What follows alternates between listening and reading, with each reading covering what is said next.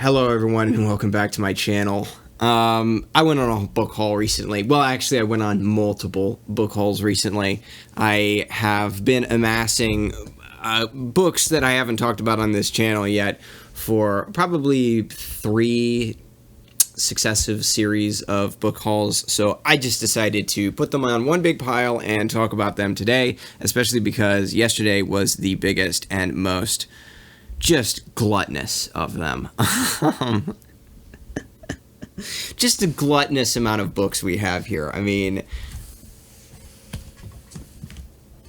oh man, I don't even know how many there are here. It's just bad. It's bad for somebody who boasts about not having enough space for books.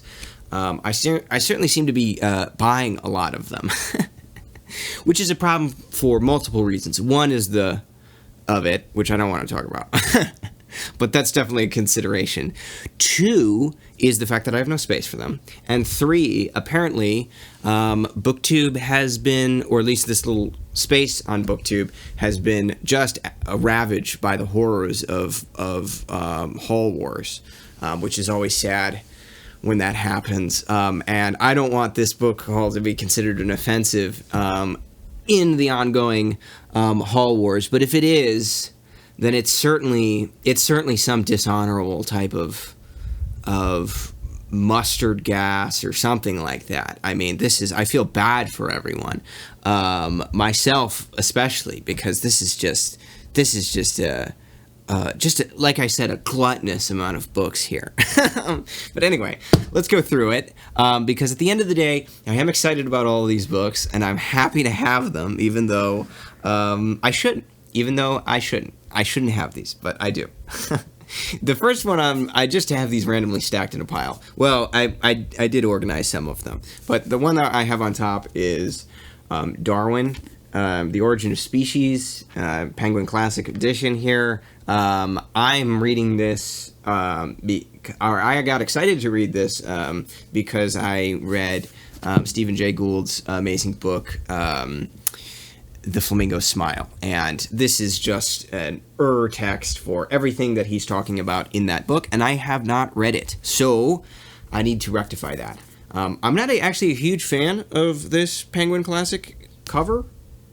I'm not sure how I feel about it. I don't really like it that much, but regardless, this book does have, I noticed, a nice critical apparatus. It's got a nice, sumptuous introduction to it. There's endnotes and an index, so I'm looking forward to it. I think there's a glossary as well, so I'm looking forward to reading this. Hopefully I'll be able to squeeze it into next month's reading. If not, it'll go on the pile for the month after that. Then we have this one. I'm exercising an incredible amount of restraint not reading it right now. It is going on next month's pile, and it's going to stay on next month's pile, but I'm going to read it as soon as the calendar flicks over to April. That is for sure. And it's Edmund Goss's Father and Son. This is another book that was referenced by Stephen Jay Gould, but I've known about it for a long time, and this is one of those books that I refer to as like a drain book.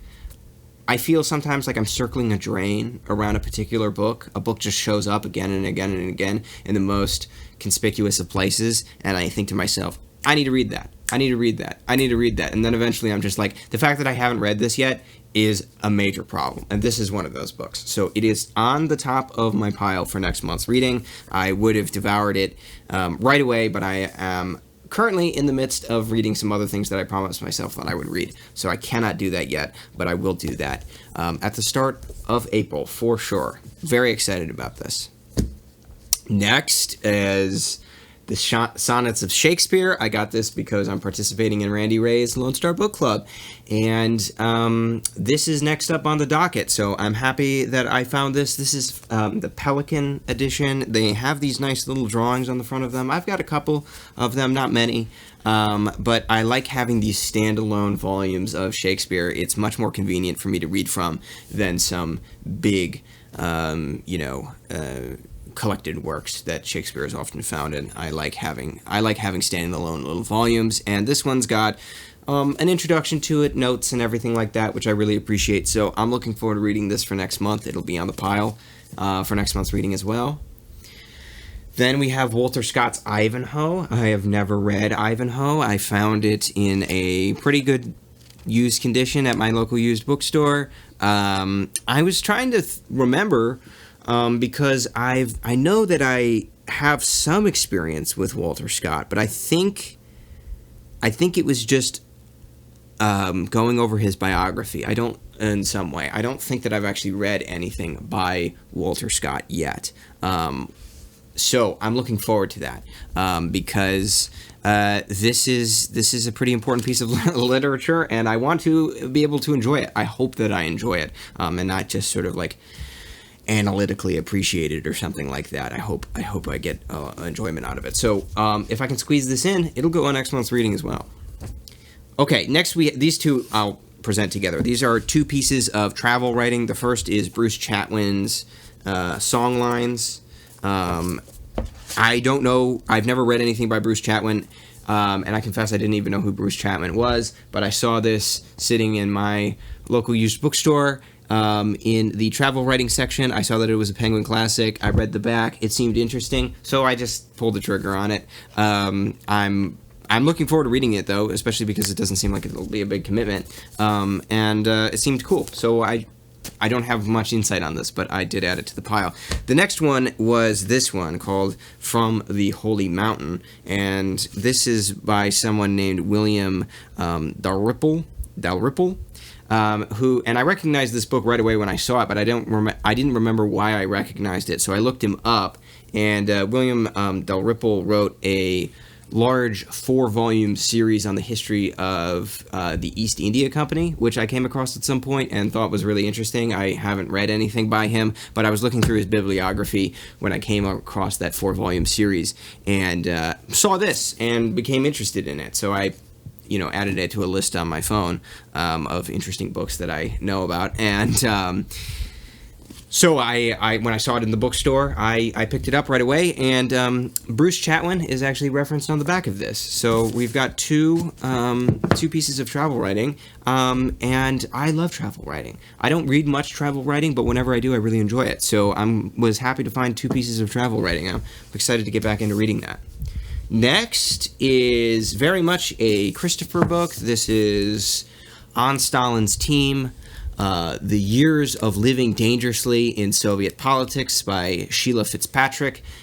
A book like this is an immediate buy for me. It's put out by Princeton University Press. For some reason, my local used bookstore consistently gets books like this, these sort of scholarly monographs that come out from university presses that are usually saddled when you buy them off of the University Press website with a very large price tag, $35, $40, $45 typically, at least. And so whenever I see them in the used bookstore and they're about subjects that I'm interested in, and obviously the Soviet Union is definitely one of those subjects that I'm interested in, I immediately snatch them up because my libraries don't have these.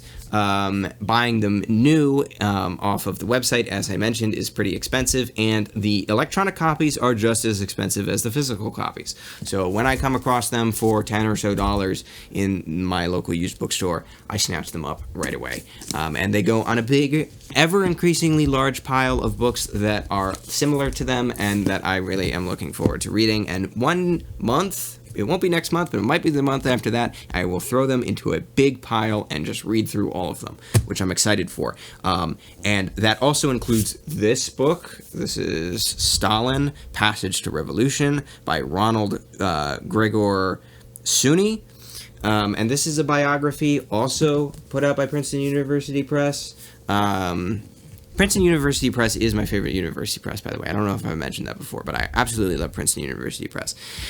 But this is a biography of Stalin's formative years all the way up till the October Revolution, which is very interesting because obviously much ado has been made about Stalin once he assumes power. But I've read multiple accounts, some of which come from Trotsky, some of which come from other sources, that kind of talk about Stalin's formative years as being kind of a bit of a social climber within the Bolshevik Party. It seems like he was not, at least from what I've read so far, and that's why I'm excited to read this book, because if that is wrong or those notions need to be checked, I'm happy to be checked on them. But it seems to me that he was a bit of a chameleon. He just kind of said whatever he needed to say, did whatever he needed to do to get as much power as he wanted, and stay in a comfortable position within the party. But certainly Trotsky, the way he paints Stalin, is not somebody who was smart enough or ideologically possessed enough to be able to see as clearly as himself, meaning Trotsky or Lenin, in terms of the right path and the right way to assume power by sticking with their, Bolshevik principles and whatnot. Anyway, I don't want to get too nerdy on it, but I'm excited to read this because I have these, sort of notes on Stalin, but nothing direct and, directly on that subject related to Stalin's formative years. So I'm excited to read this and see. I just hope that they don't spend too much time on his childhood because usually that is the most boring part of any biography, is like the plays that they did in high school or something like that.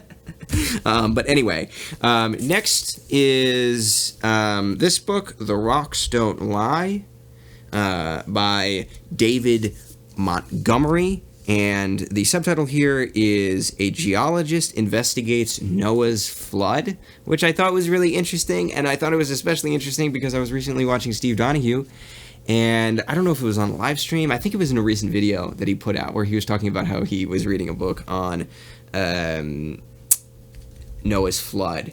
And when I saw this in the bookstore, I was like, oh, is that the book he was talking about? But no, this book came out in 2012, so I'm assuming this is not the book that he was talking about. It looks like somebody spilled coffee on it, which is unfortunate, but otherwise it's in really good condition. And it's put out by Norton, who's also a really good publisher that I like a lot. And it's an interesting subject. I will fit this into next month's reading. I think I'll make a priority of that because I'm interested in reading about it, and I checked to make sure this is not some piece of... It doesn't look like... I would be very surprised if it was some piece of zealotry or, something that was telling me that Noah's flood actually literally happened and somebody literally built an ark and literally put 2 of every animal on it, because I have no interest in reading such nonsense. But regardless. Oh, I forgot to mention this. I should have mentioned this when I was talking about the Stalin biography, but I got a copy of the Penguin Classics version of... the Communist Manifesto. I actually I don't have a physical copy of the Communist Manifesto, so for $3 I was happy to find it, and it's in perfect condition. So I'm happy to find this, although I don't really like reading the Communist Manifesto that much. It doesn't make for very entertaining reading, but it is important, and obviously as somebody who's really interested in the Soviet Union, it's a necessary document to read, and this Penguin Classic is robust.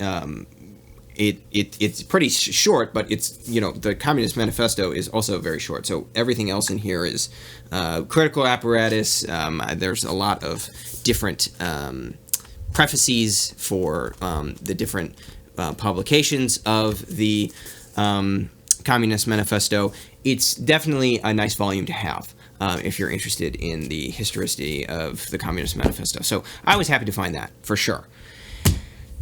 And then... No, this is not the only piece of fiction, but I don't have much fiction here, which is unfortunate. But I picked up James A. Michener's Alaska when I was there. Everyone in my family, and my family are not much big into reading, but everybody in my family loves Michener. My grandmother was just talking about Michener the other day, so Michener for me is an enigma. I don't know why he's so popular. So I'm excited to read this and figure it out, because his books are large, and that's interesting that somebody who not only is Alaska large, but Texas is large, and so many of his novels are absolute tomes. And the fact that he maintains his popularity while writing books of this size is really interesting to me. And he is just a very popular and beloved author amongst people who are not necessarily like avid readers. I mean, I think it's really interesting. So I want to know why. And everything that I know about Michener, which is very slight, but the things that I do know about Michener get me excited to read him. So I added him when I saw this. I added it to the pile. Okay, and we got our last book here, To wrap up, this is the next book in the Story of Civilization series, The Age of Louis XIV by Will and Ariel Durant.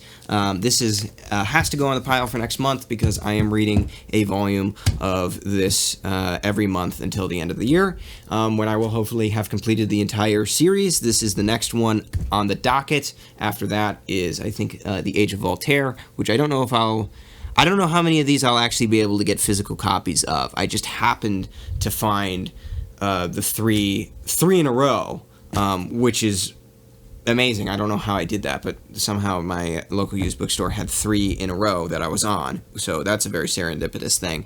After that, I might have to go electronic, but we'll see, because these can actually get quite expensive on the internet, and sometimes they're sold as standalone volumes, sometimes they're sold as a set. There's been many different editions of them. I'd like to keep it consistent. I really happen to like these a lot, not because the covers are particularly impressive, because they aren't, but because they're printed so well. I mean, these have been in great condition, and they are pretty bulletproof in terms of the way that they're printed. So I have actually enjoyed reading from these physical copies a lot.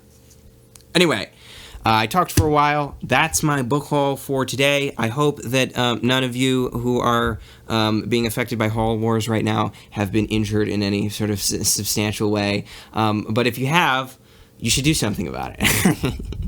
You should go out there and rout me in these haul wars, because it's good fun at the end of the day. So that's it for me today. Thank you, BookTube.